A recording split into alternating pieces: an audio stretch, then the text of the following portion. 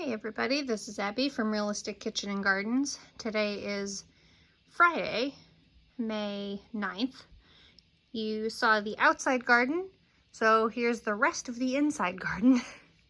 All this will need to go out as soon as I have room to harden it off.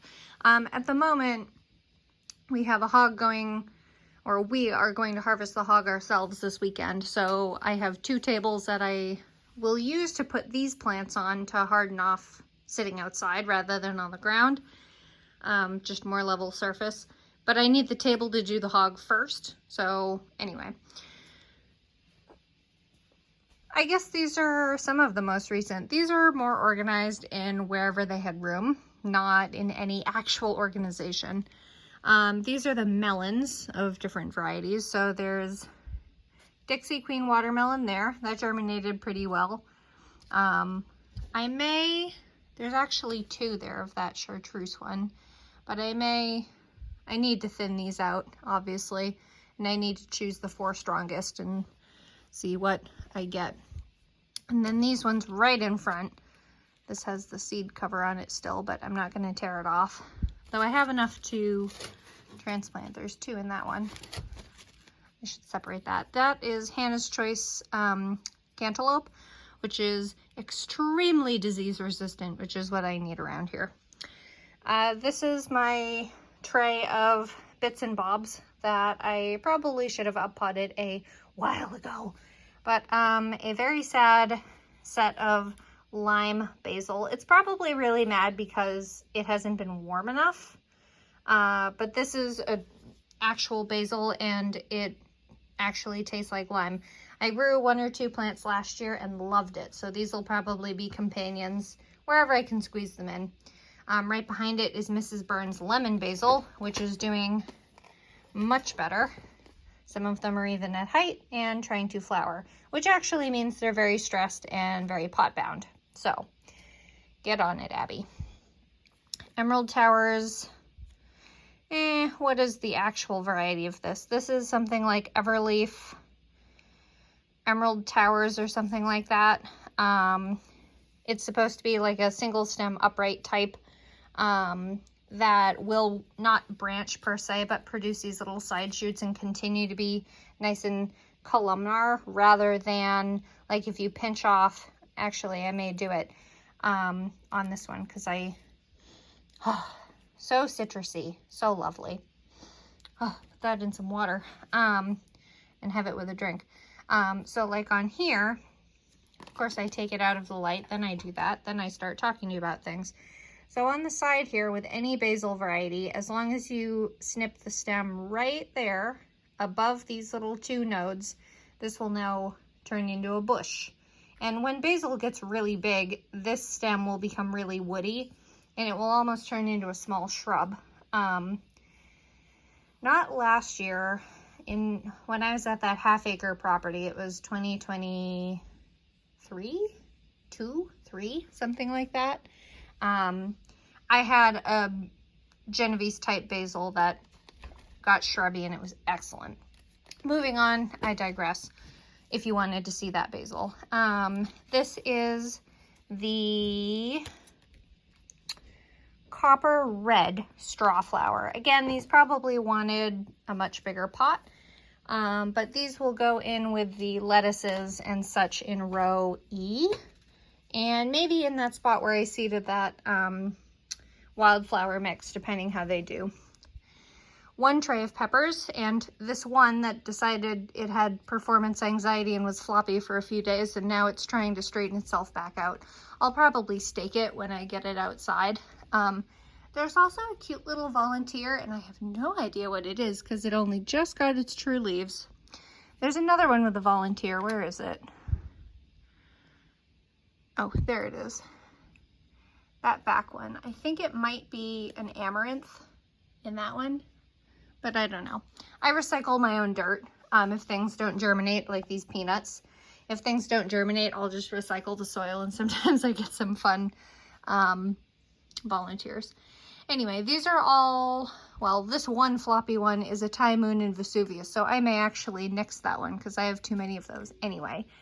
But unless it has a tag in it, it is the Gurney's Sweet Pepper Mix, which has red, orange. These both of these are the Thai Moon and Vesuvius, which are about ready. Oop, don't break that, Abby.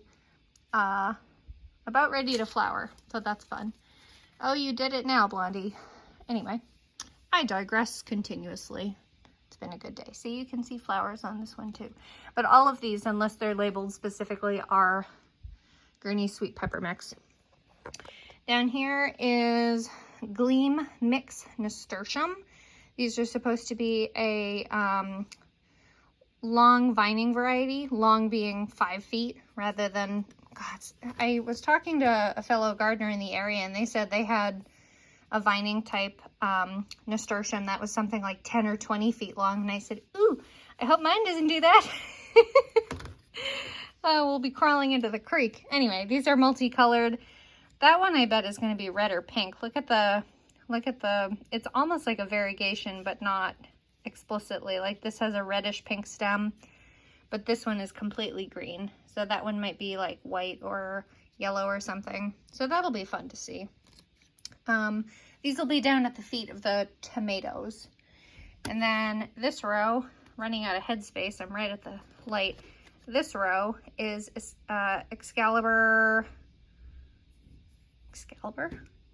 Excelsior. There we go. I knew I wasn't growing any swords. Excelsior pickling cucumber, which is one of the 2 new varieties. I have 3 of these plants viable right now. There's 2 in this pot and 1 here. And for some reason, these 3 decided not to germinate for whatever reason. Cucumbers are easy though. I'm not worried about it. And then the back one is Supremo pickling cuke. And I also have 3 of those. 2 of them didn't germinate. And then these are the only, God, you look sad. This tomato here, you look so sad. These were the months, Abby. Come on. Where is that? That is March. There we go. It was an M. March 26th seeding of New Yorker tomato, which is really a bummer because the first ones germinated very poorly. I only got 2 out of the 7 I needed. And then I got 5 here. So at least I have the minimum of what I need, which is 7 per variety. But they're just so sickly and I'm so bummed out because this is the one variety I was most excited about. They're supposed to be very cool hardy, disease resistant, nice round, plump, determinate type. Anyway, 6 brilliant celeriac, also called celery root. And then all the rest of this is Tango stock celery. So it should eventually start looking like stuff you get in the grocery store. I will need to fertilize the heck out of that when they get outside. The rest of the peppers, that's not true. There's still more down, but these are the shorter of, like these are much taller than these. And they were getting kind of, these were the ones tucked underneath the taller ones. So those are the most vigorous compared to these. But all of these are, I think all of them are the Gurney Sweet Pepper Mix. So it'll be interesting to see if these are like specific colors of them, because they just blend. Gurney's just blends a bunch of colored varieties they have into a blend, just, you know. Did I finish my statement? I got so distracted. Red, orange, yellow, purple, and then all of them start green, but you can also harvest them green.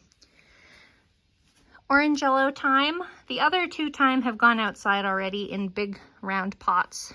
And then all the peanuts. It's not that I misspoke, it's that I found 2 more that germinated, like this one germinating half upside down. I now have 17 peanuts, so yay. There's 1 more in the back over there. These are Coral Fountains Amaranth, which is an ornamental type of amaranth that will be next to all of my pole beans. And then these are the only zinnias I'm starting inside because there's such a large variety. That is Cherry Queen Zinnia, which I grew the same year I did that great big variety of basil. I think it was 2022 or 2023. The other straw flower, this is the purple red. So the center is red on both of them, and then the outer bits of the flower are either purple or copper, bronzy, orangey. Here is the last bit of basil, which is purple opal basil, which is much more succulent than regular basil. It still tastes like basil, but Japanese beetles don't eat them, so they don't look super shredded that time of year. And then these crazy tall things are bonfire salvia. It's a red variety of flowering plant, red salvia. And then here are 3 more peppers, 2 early jalapeno and 1 sweet banana. Please excuse the fuzz. It's from the pelleted fertilizer I put on top to help these things get a little more vigor in them. And then this is blue better salvia. There's 4 of them here. I think it's stunting, these pots. They're kind of nice because these pots have the hole in the bottom, so you can stick your finger in and get them out easily, rather than having to crush the roots in the plant and everything trying to get them out of the pot. But they also air layer on the sides, so it dries out the pot a lot more and compacts the soil more, and thus stunts it. But blue better salvia, kind of like the ones I had out front with the blueberry bushes, again at that last property. And lastly, last but not least, is a plant I didn't even grow, which is rosemary, unknown variety. But I needed some, so here we are.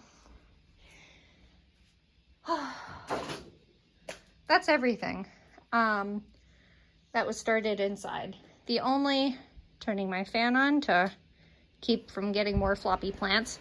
The only other thing that will be seeded this year will be direct sown things. So green beans, which are going to be pole beans. I'm not doing bush. I'm sick of bending down.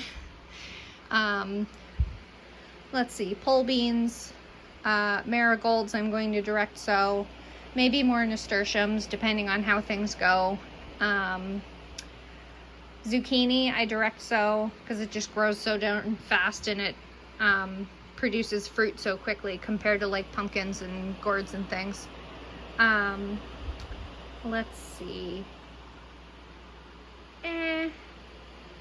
Herbs, other herbs like dill. No, I have calendula in here. Zinnias. I'm gonna do zinnias. Nigella, a blue flowering thing to go with green beans. Sunflowers, also going to be with green beans. Since I have pole beans, I have a lot more vertical space I can grow things, so I'm going to grow Florenza sunflower again. If you guys were around for 2020, this is 5, so it must have been 2023 that I had that half-acre property garden and when I started the channel. So